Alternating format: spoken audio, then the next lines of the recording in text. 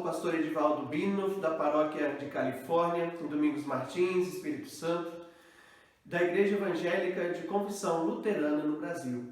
E chego até você neste momento trazendo uma palavra de ânimo, uma palavra de esperança, lembrando que Deus quer te acompanhar em sua vida.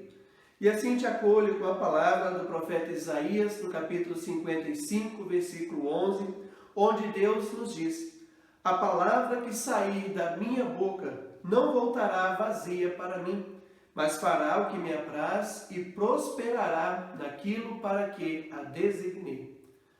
A palavra de Deus, ela transforma a nossa vida.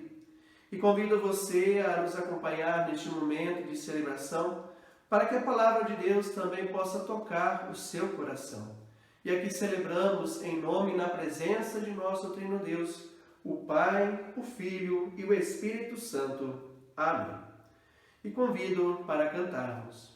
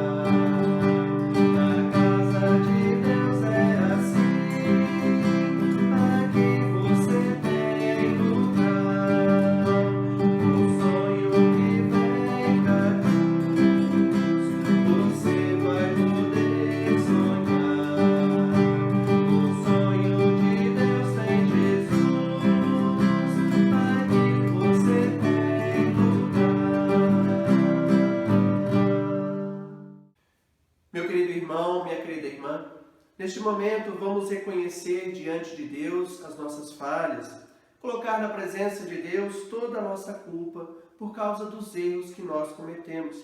E convido você a humildemente confessar os seus pecados a Deus comigo. Oremos. Deus misericordioso e amado Pai, a cada dia sofremos tentações e caímos em pecado, e nos deixamos dominar por nossos erros, erros que acabam também prejudicando a vida de nossos semelhantes.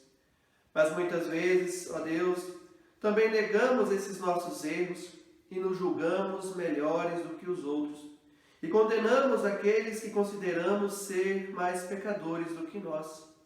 Quando cometemos esse erro de julgar, afastamos as pessoas de nós, e mostramos que somos egoístas e indiferentes na fé.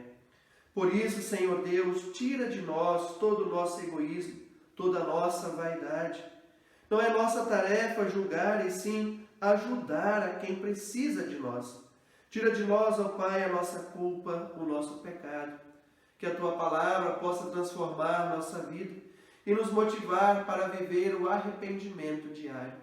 Confessamos a Ti, ó Deus, os nossos erros e clamamos por Teu perdão, em nome de Cristo, nosso Salvador. Amém.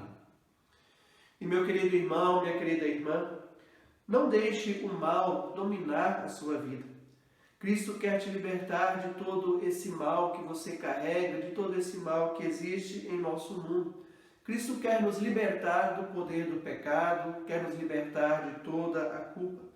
E confessando aqui os seus pecados, se você se arrepende deles, anuncio a você o perdão em nome de nosso Trino Deus, o Pai, o Filho e o Espírito Santo. Amém. E que esse perdão que recebemos de Deus nos motive a também perdoar uns aos outros e louvar e agradecer a Deus por sua misericórdia que está presente em nossa vida. E assim agradecemos a Deus e cantamos Glória a Deus nas alturas.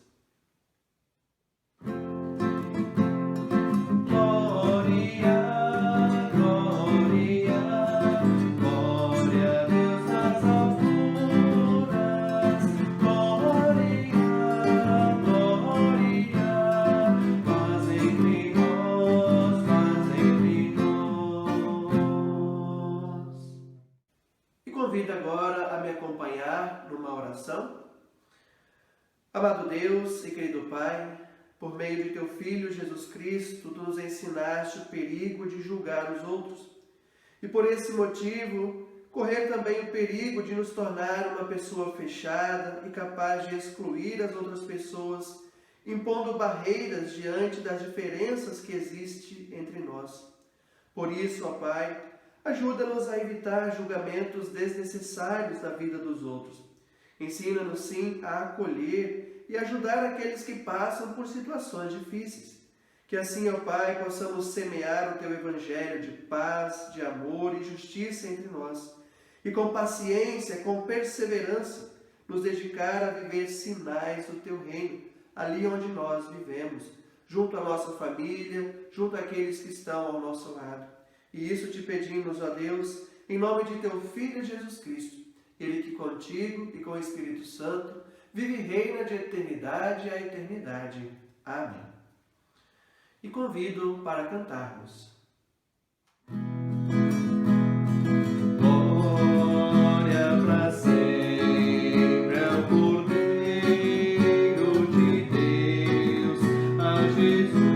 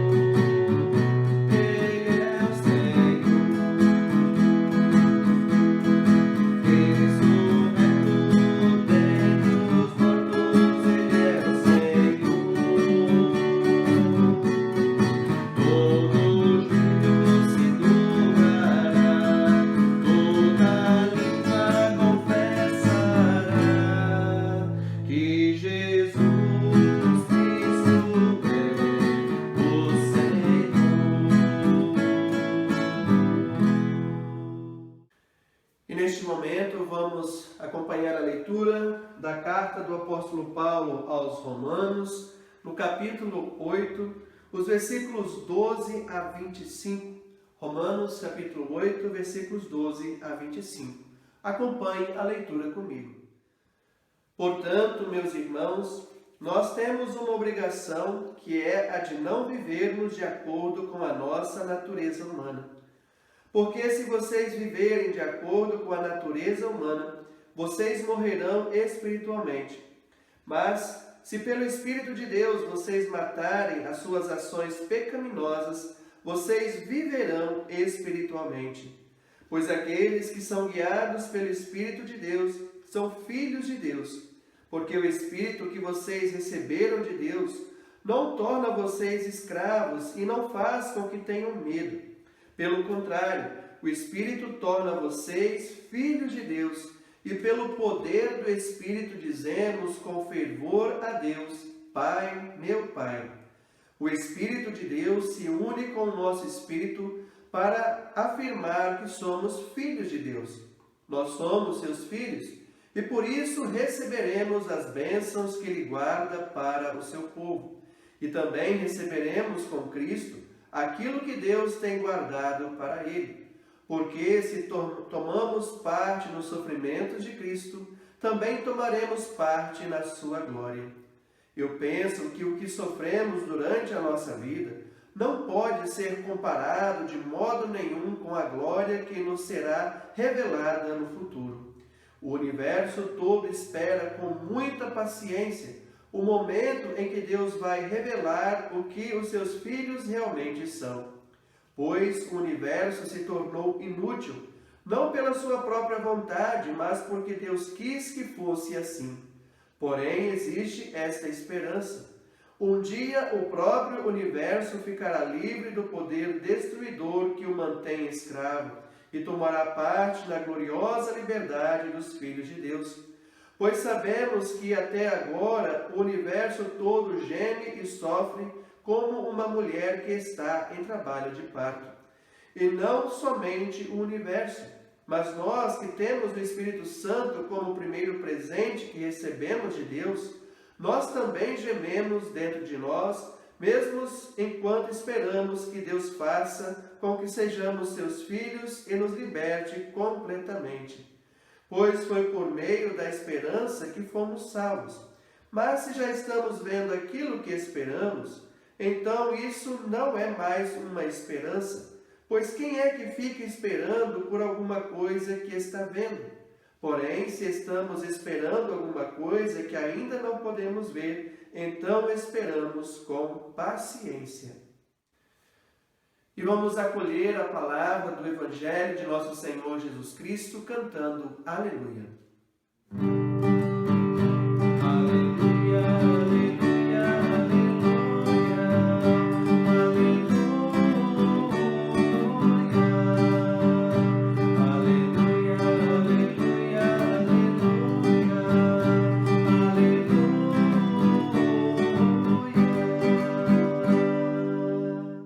E vamos ouvir o Evangelho de nosso Senhor Jesus em Mateus, no capítulo 13, os versículos 24 a 30 e também os versículos 36 a 43. Acompanhe a leitura comigo. Jesus contou outra parábola. Ele disse ao povo: O reino do céu é como um homem que semeou sementes boas das suas terras. Certa noite, quando todos estavam dormindo, veio um inimigo. Semeou no meio do trigo uma erva ruim chamada joio, e depois foi embora. Quando as plantas cresceram e se formaram as espigas, o joio apareceu. Aí os empregados do dono das terras chegaram e disseram: Patrão, o Senhor semeou sementes boas nas suas terras. De onde será que veio este joio? Foi algum inimigo que fez isso, respondeu ele. E eles perguntaram: O Senhor quer que a gente arranque o joio? Não, respondeu ele, porque quando vocês forem tirar o joio, poderão arrancar também o trigo. Deixem o trigo e o joio crescerem juntos até o tempo da colheita. Então eu direi aos trabalhadores que vão fazer a colheita: Arranquem primeiro o joio e amarrem em feixes para ser queimado. Depois colham o trigo e ponham no meu depósito. Jesus deixou a multidão e voltou para casa.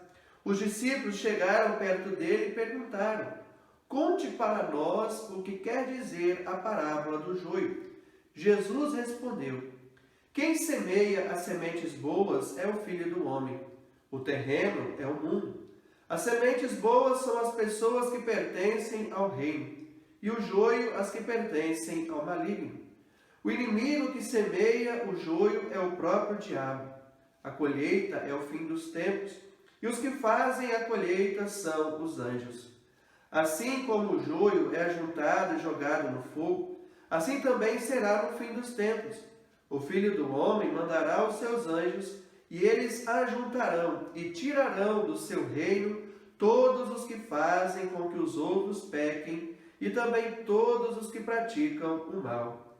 Depois os anjos jogarão essas pessoas na fornalha de fogo, onde vão chorar e ranger os dentes de desespero. Então o povo de Deus brilhará como o sol no reino do seu Pai. Se vocês têm ouvidos para ouvir, então ouçam. Palavra do Senhor, louvado sejas Cristo. Amém. Que a graça de nosso Senhor Jesus Cristo, o amor de Deus o Pai e a comunhão do Espírito Santo estejam aí contigo. Amém. Meu querido irmão, minha querida irmã, convido você neste momento a refletirmos sobre esta palavra que ouvimos do Evangelho de Mateus, onde Jesus nos conta uma parábola sobre o joio e o trigo. Se nós lemos esse texto, logo vamos perceber que ele nos traz uma mensagem sobre a atitude de julgar as pessoas, principalmente aquelas que fazem coisas erradas ou julgamos ser diferentes de nós. E esse era um perigo muito presente nas primeiras comunidades cristãs, das quais faziam parte pessoas de diferentes origens, pessoas que tinham ideias e convicções diferentes, que tinham jeitos de viver muito diferentes umas das outras, e pessoas que algumas viviam mais e outras menos as palavras, os mandamentos de Deus. E assim havia muita diferença em meio àquelas pessoas. E nesse sentido sempre se perguntavam quem é mais importante, quem faz o que é certo, quem faz o que é errado, e sempre de novo havia esse perigo de julgar uns aos outros. Por isso, no texto da carta aos Romanos, o apóstolo Paulo nos fala de paciência na fé.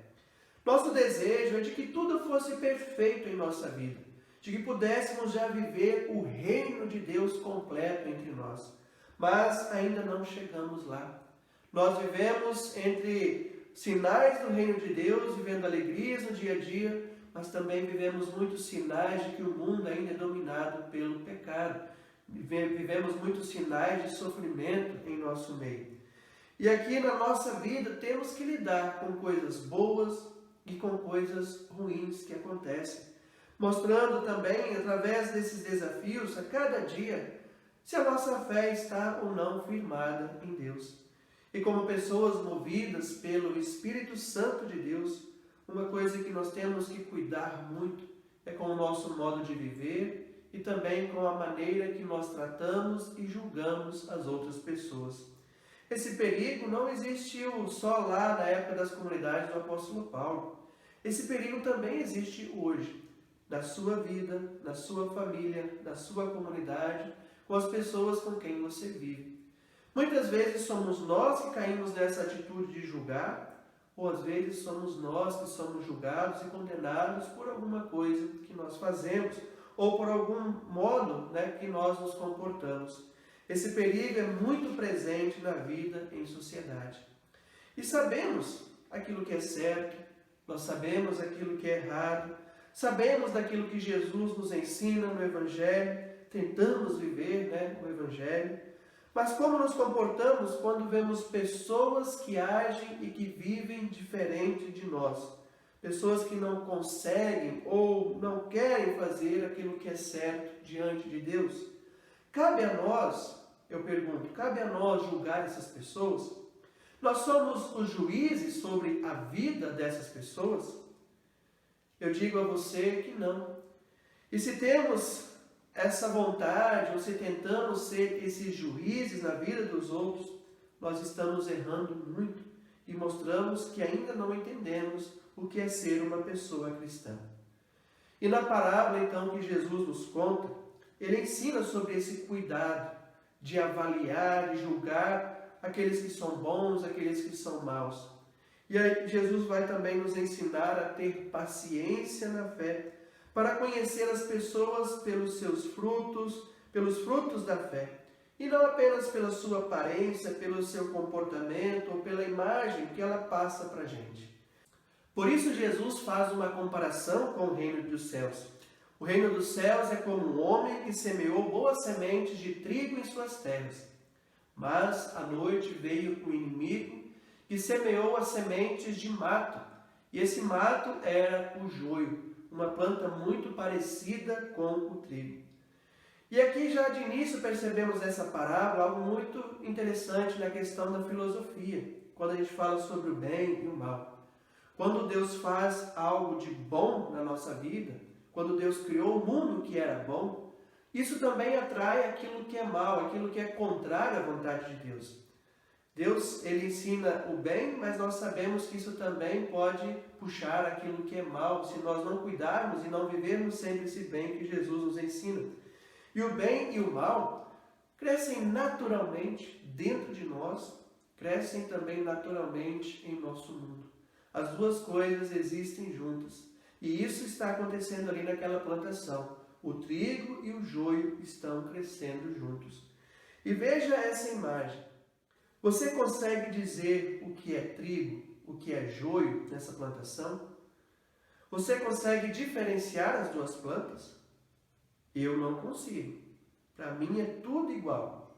Na verdade, como eu não conheço muito bem a cultura do trigo, para mim parece uma pastagem, né? Mas isso aí é uma imagem de uma plantação de trigo. Não tem como diferenciar, é muito difícil. O bem e o mal, o joio e o trigo crescem juntos em nós, crescem juntos no mundo. E quando se percebe esse bem e esse mal? Quando é que nós vamos perceber a diferença entre o bem e o mal que estão crescendo dentro de nós, que estão crescendo no mundo? Quando aparecem as espigas. E foram assim que os empregados perceberam que havia joio no meio do trigo e perguntaram ao dono da plantação como é que esse joio foi parar lá. Foi quando apareceram as espigas. Veja agora essa imagem. Aqui nós temos o trigo e o joio.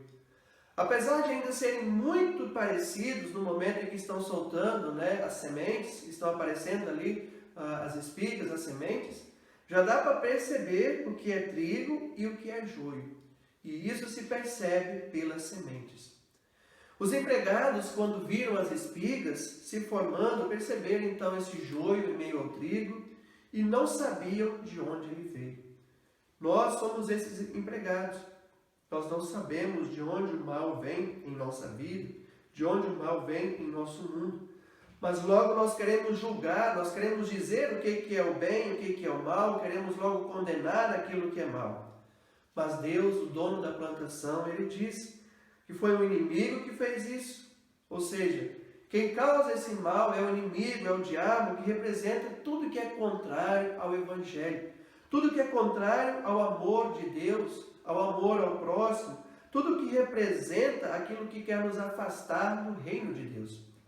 E assim os empregados, como nós, querem então julgar as atitudes dos outros, querem arrancar logo o joio, querem arrancar o mal pela raiz, como nós dizemos.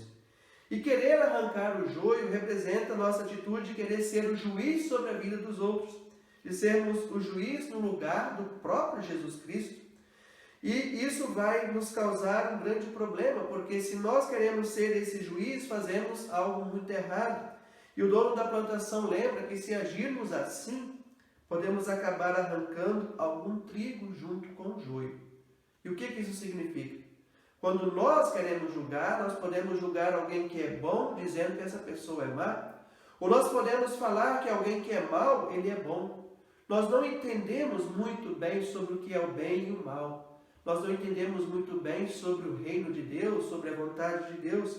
E por isso nós somos chamados a ter essa paciência na fé, a deixar o mal, a deixar o bem crescerem juntos. E cuidar para que esse mal ele não domine a nossa vida.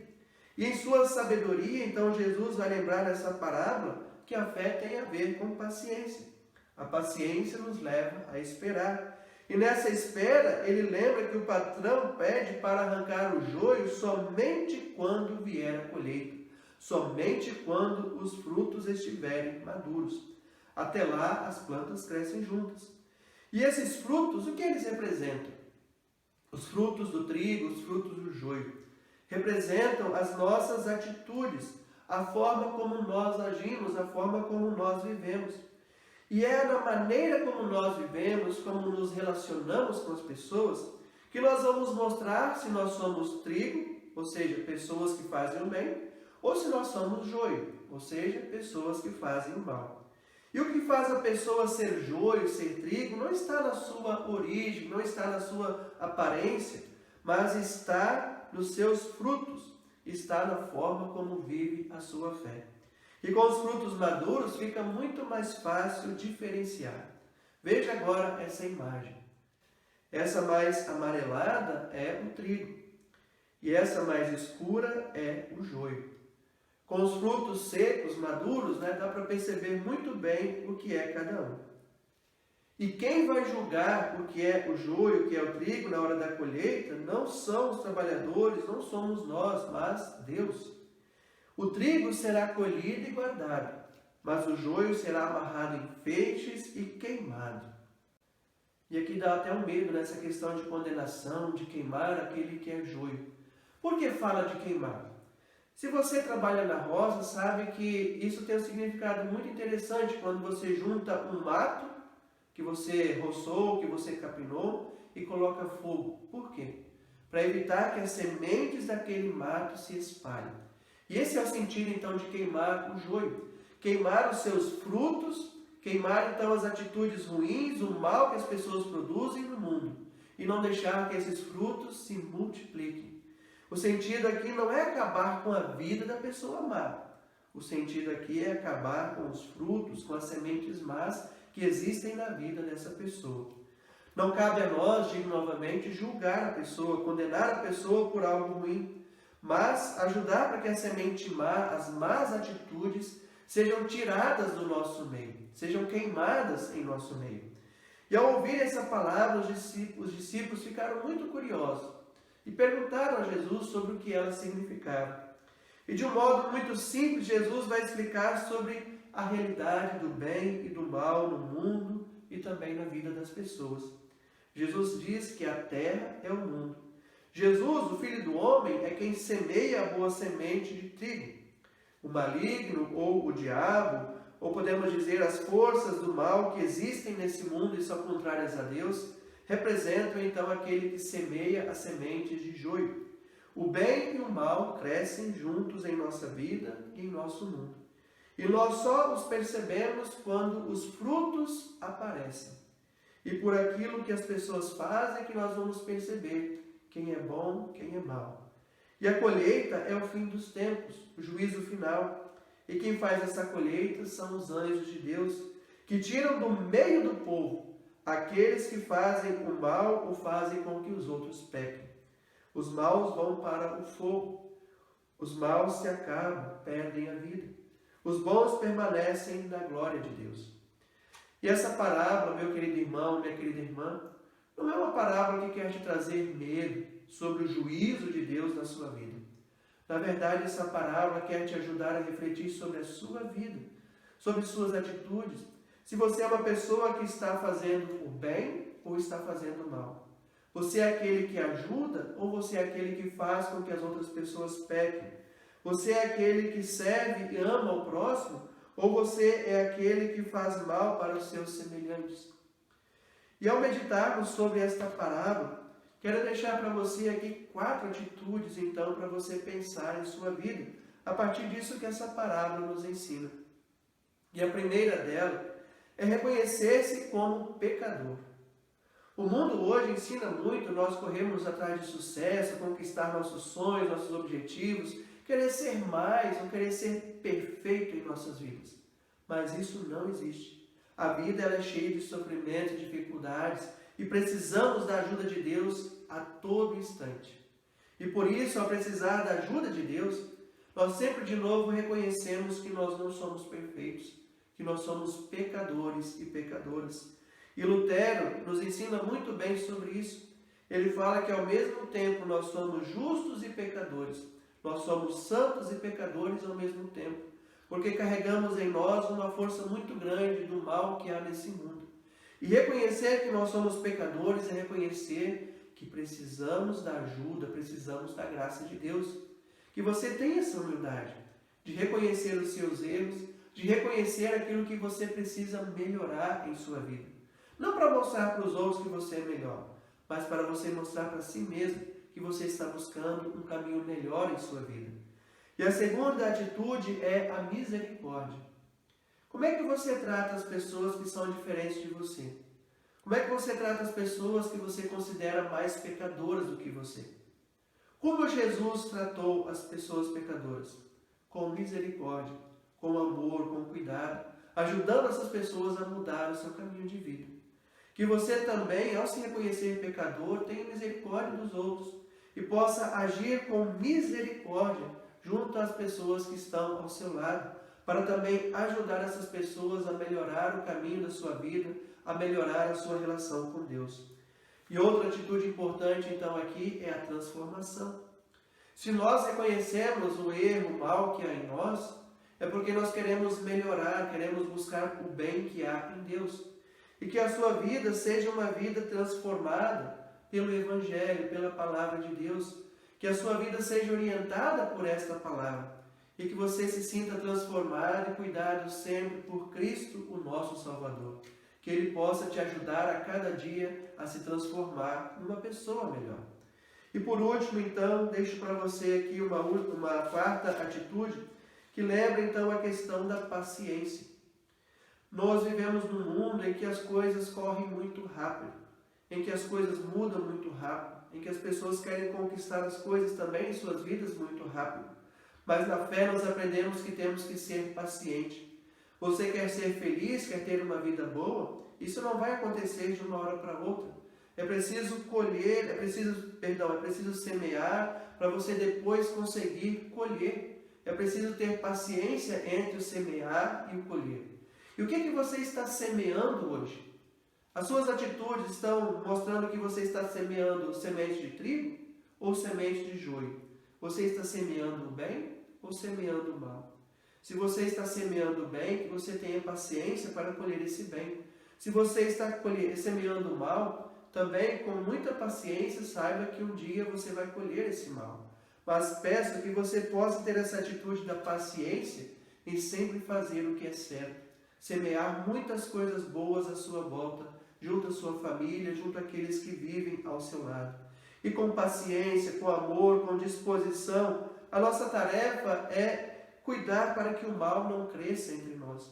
A nossa tarefa é cuidar para que o bem se multiplique, que coisas boas se multipliquem em nosso meio. E assim, meu querido, minha querida irmã, a nossa tarefa então é espalhar essa boa semente.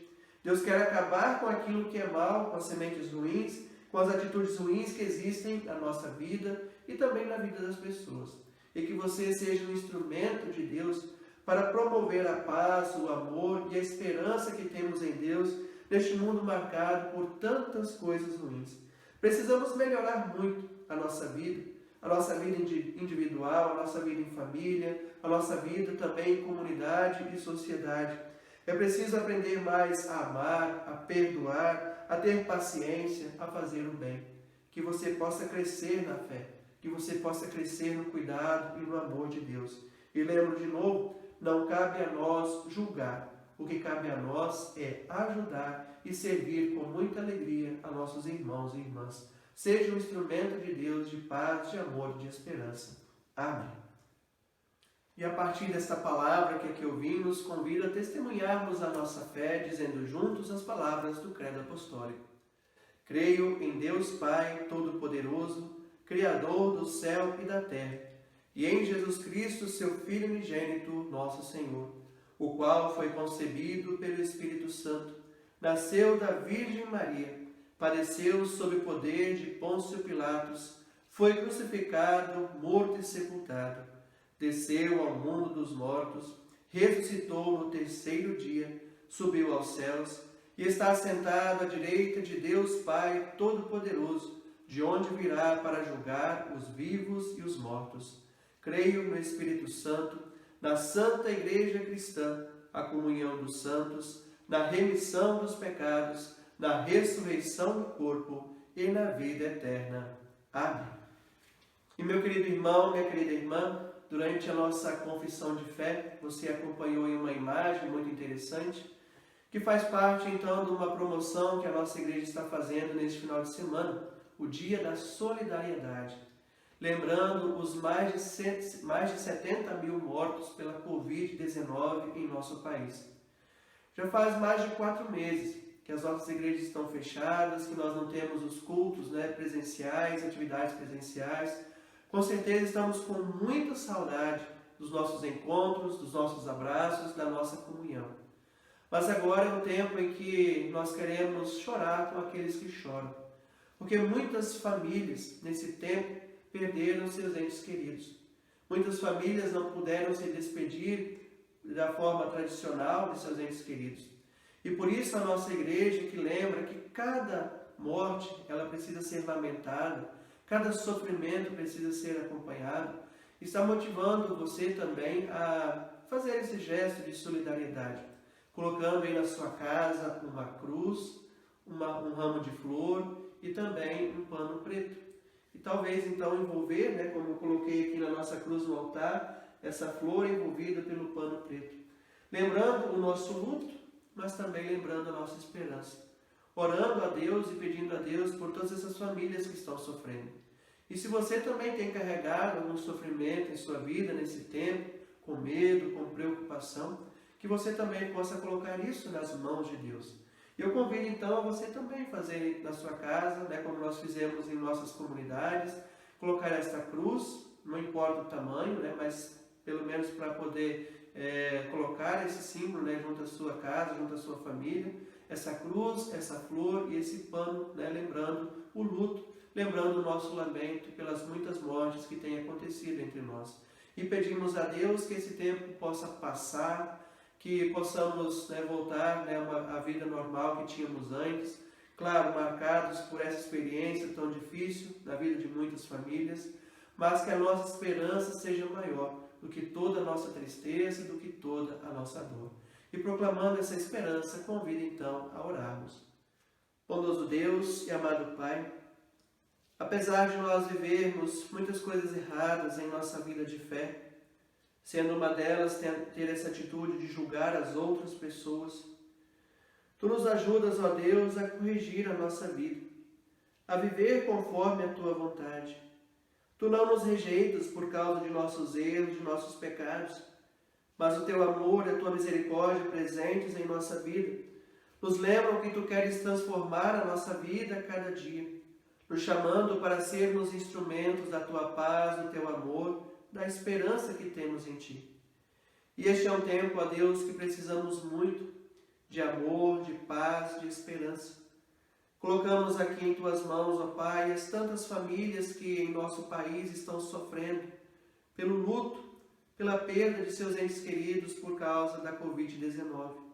São muitas pessoas, ó Deus, que pelo mundo todo estão sofrendo. E este sofrimento, além do luto que está presente, também temos o sofrimento em relação à preocupação com a vida, em relação a Deus com a nossa vida, com a nossa saúde, com os nossos relacionamentos, também com o nosso sustento, com a vida em comunidade. São muitas preocupações, ó Pai, que estão presentes em nosso coração.